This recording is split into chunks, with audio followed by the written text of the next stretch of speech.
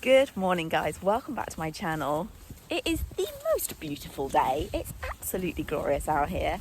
Now, you might have noticed, not been on this channel for a while. I think that's about 2 years. It's quite a long time.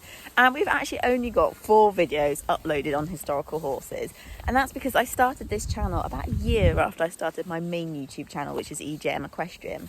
And I just couldn't manage the two. So I started putting my history vlogs onto my main channel. There's like 10 or 12 on there, I think, so there's quite a few, so I'll leave them in the description box below if you haven't seen them before. But I want to bring this channel back to life. I am absolutely passionate about horses and history. I love it. I can't tell you how much I love it. I'm just fascinated by what went on years ago, how horses were treated, how they were cared for, the roles they had. I mean, they were the unsung heroes of times gone by. They really were. They were the true powerhouses. They kind of kept our country moving. Without horses, you know, no one would have got from A to B. You know, work would have been taken a lot longer because it would have had to have been done by manpower. So they really are, these beautiful animals really are the unsung heroes. And I want to cover all topics surrounding them and the sport. If that's something that might interest you, then please hit the subscribe button, ding dong that little bell, so you'll be notified when the vlogs go up. There's going to be about 2 a month because these vlogs take a lot of work.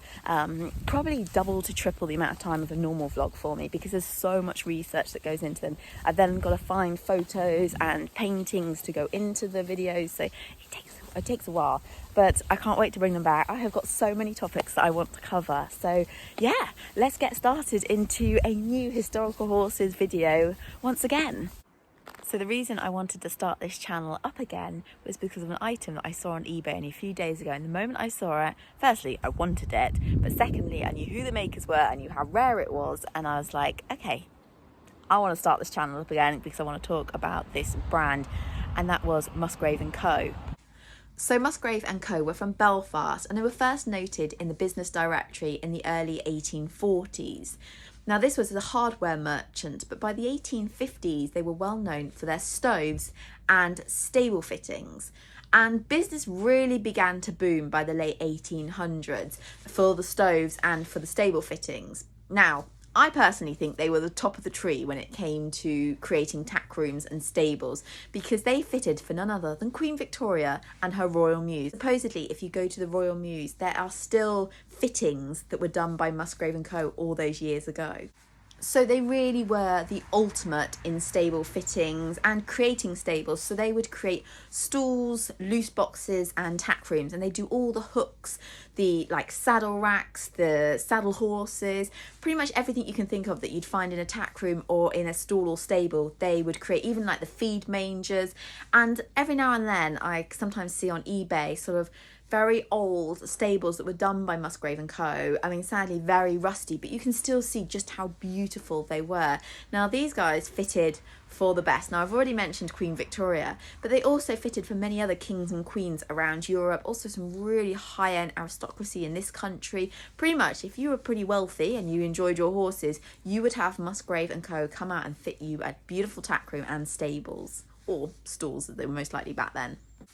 They had a showroom in Paris and had agencies in most principal European countries. So they were big business, which is why it's such a shame there's so few examples of their beautiful bridle hooks, harness racks, saddle racks and that kind of thing, and why they are so collectible when people do come across them. I'm going to show you lots of really beautiful images of some of the tack rooms and stalls that they created and some of their saddle racks, bridle hooks and stuff that I so want desperately. I would love to fill my tack room with these hooks because they are just the most beautiful hooks I've ever seen. To be honest, I'd probably take them in my house and use them as coat hooks because I think they're maybe a little too nice for a tack room. So I've read differing thoughts on the wood that is used on the racks. Some people say it's mahogany, some people say it's fruit wood. I'm not sure, I've never seen one in person, so I don't know. I can't tell you how excited I was when I happened to come across this MykReeve & Co. booklet that showed some of the yards that they had fitted out, and oh my goodness, aren't they stunning? Like, just so beautiful. So they fitted all these stools, they did the mangers, they did the bridle hooks and everything. And I mean, we don't have places like this anymore. We don't build stable yards like this. The whole things are just so beautiful. You can see in this image some of the hooks up on the right hand side, and these are kind of some of the things you can occasionally come across still to this day and are worth a lot of money. Again, in this picture you can see all the hooks down the right hand side of these stalls. Now I wouldn't want to keep my horses in stalls, but they are very beautiful. Supposedly they could lay down and they could itch, but obviously they couldn't turn around properly, which is a shame. And in this picture, that is marble at the back. Yes, marble in some stalls. The other thing is just the quantity of stalls. You know, how many horses these big places were having. Just huge amounts. But this is my favourite bit, the tack rooms. Look at the ceiling on that picture. These tack rooms were just, they're breathtaking, aren't they? Everything put away in cabinets. In the picture on the right there, you can really start to see some of the amazing hooks that they created. I want a tack room like this. This is what I dream of. I really do. All the tack nicely behind glass. They're amazing, aren't they? Little fireplaces to help keep the tack nice and dry. It's just dreamy. I don't think anyone's tack room looks like that. Maybe some like that, but those other pictures, people's tack rooms don't look like that anymore. MykReeve and Co. went into liquidation in 1965, and I think, gosh, what a shame, because I don't believe anyone else has made such beautiful tack and stable fittings as they did. And as I've already mentioned several times throughout this video, their stuff is highly collectible.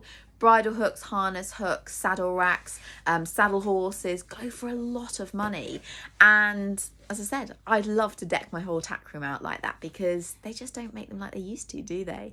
So yeah, I'm always on the hunt on eBay, just keeping a little lookout in case some special bridle hook comes up and I can nab it before someone else does.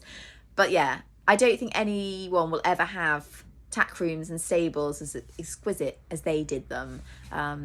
It's my dream. It's my dream one day to have a tack room that looks like those in the pictures I showed you earlier.